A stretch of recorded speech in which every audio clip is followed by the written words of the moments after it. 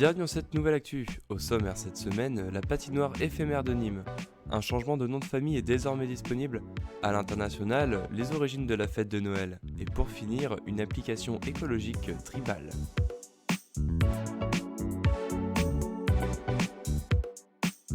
Juste à côté de la Maison Carrée, une patinoire a été installée comme chaque année à Nîmes.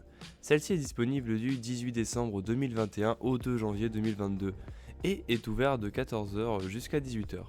La location des patins est de 2€ sans oublier le pass sanitaire. L'occasion de profiter en famille ou avec des amis d'un sport de glisse en plein air et en plein centre-ville.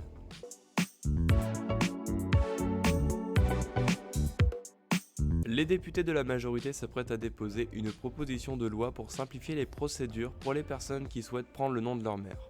La loi permettra que les enfants puissent porter à titre d'usage le nom de la mère, soit en ne portant que son nom, soit on adjoindra le nom de la mère à celui du père, soit on pourra modifier l'ordre des noms de famille, explique le ministre de la Justice.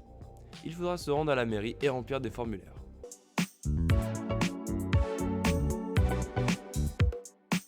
Noël est une fête chrétienne qui célèbre la naissance de Jésus. La fête de Noël vient peu de temps après le solstice d'hiver auquel elle est associée. Aujourd'hui, elle est devenue une fête plus traditionnelle. La tradition du Père Noël, par exemple, se mondialise au XXe siècle. Cette évolution ajoute une dimension à la fête plus orientée vers les enfants, les familles et les cadeaux. Aujourd'hui, la fête de Noël s'est fortement sécularisée et n'est plus nécessairement célébrée comme une fête religieuse. Le jour de Noël est férié dans de nombreux pays, ce qui permet le regroupement familial autour d'un repas festif et l'échange de cadeaux.